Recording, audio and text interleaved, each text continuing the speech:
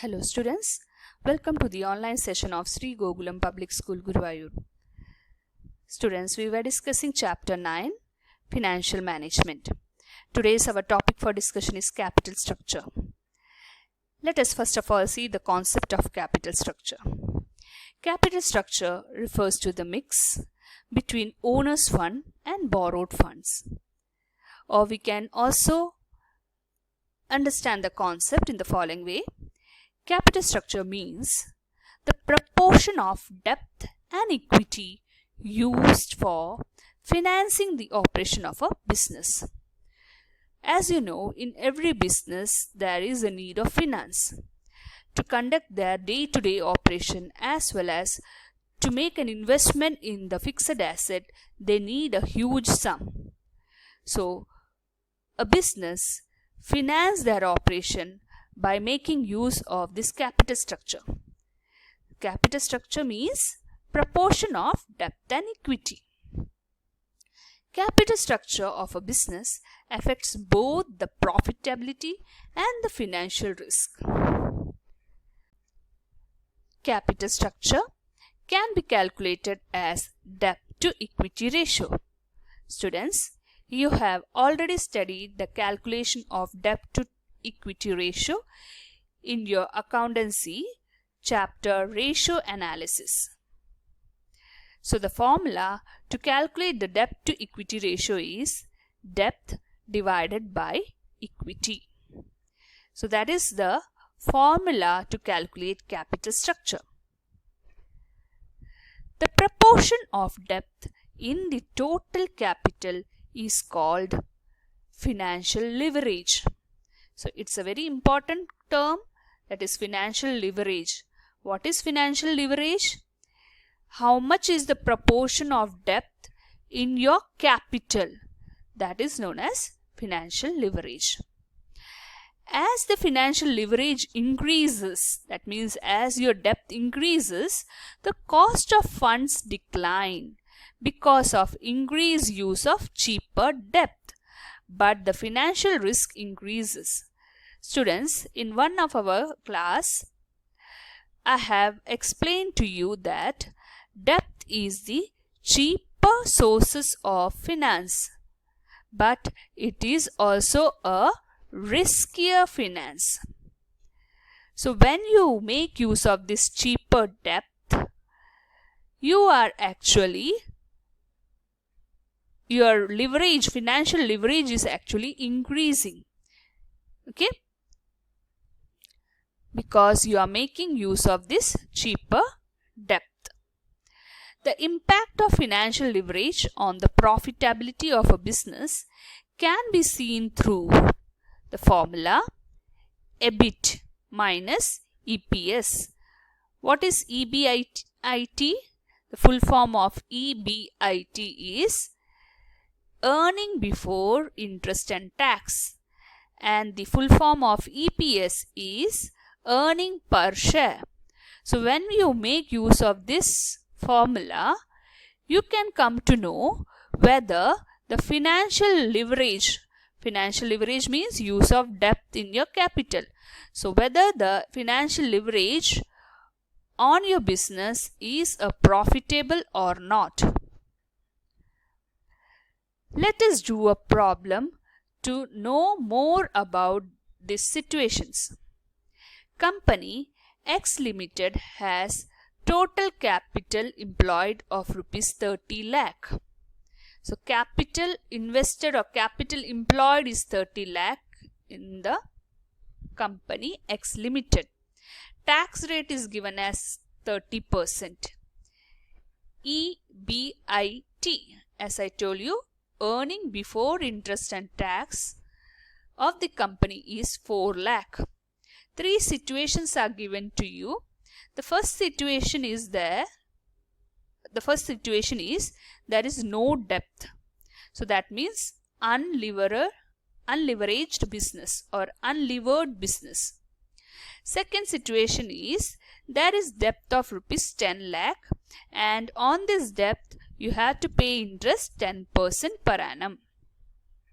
Situation third is there is a debt of 20 lakh and the interest on this debt is 10%. So children, now let us move to the solution part of this problem. We are actually finding out whether in which situation the leverage is a favorable one. So you have to prepare a box, write down the 3 situations in each of the columns. The first step is write down the EBIT, that is earning before interest and tax. Given in the question, EBIT is 4 lakh. So in each of these cases, you can write 4 lakh, 4 lakh, 4 lakh. Then you have to deduct the interest, that is interest on this debt, less interest. As in first case, there is no debt taken, so no need of interest. In second situation, you can see 10% on the debt. So on 10 lakh, you have to pay 10% interest. So how much is the interest? 1 lakh. Case 3, 20 lakh is the loan or debt taken. On 20 lakh, 10% is the interest. So 20 lakh into 10% will give you 2 lakh as your interest. Now, when you deduct this amount, that is when you subtract EBIT from the interest, the amount what you receive is earning before tax. So this amount is your earning before tax. Now you have to subtract the tax. Tax given to you in the question is 30%.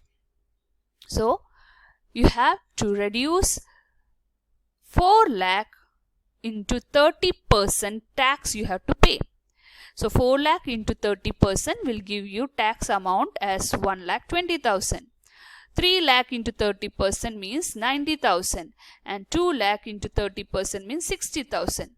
So after deducting EBT from tax, the answer whatever you get is the earning after tax. Okay, so for all the 3 situations you can see that it's a different amount. Now you have to find out earning per share. That means how much is your earning when you are applying it in per share. Here the next step is finding of EPS. So the formula to be applied is EAT, that is earning after tax divided by number of shares. Number of shares is given to you. So dividing 2,80,000 with 3 lakh, you will get 0.93. For situation 2, to find EPS, that is earning per share, 2,10,000 divided by 2 lakh. EPS what you will get in second situation is 1.05. And for situation 3, 1,40,000 divided by 1 lakh, you will get 1.40. So this is the earning per share.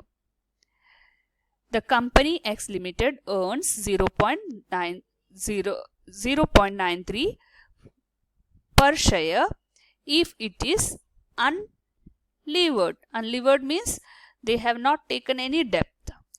And for the second situation, you saw that when the debt is 10 lakh, the EPS is 1.05. With a still higher debt of 20 lakh, the EPS rises to 1.40. Why is this EPS rising with higher debt? It is because the cost of debt. What is the cost of debt? Cost of debt is the rate of interest which we pay for this debt. So the cost of debt is lower than the company's return on investment. So for that you have to calculate the return on investment. The formula to calculate return on investment is EBIT divided by total capital employed into 100. So EBIT in the cases are 4 lakh given to you, divided by capital employed is also given to you as 30 lakh into 100. Applying this to find the return on investment, the percentage what you get for return on investment is 13.33%. So if you compare the return on investment with the debt ratio, that is, this is higher than 10% interest rate on debt.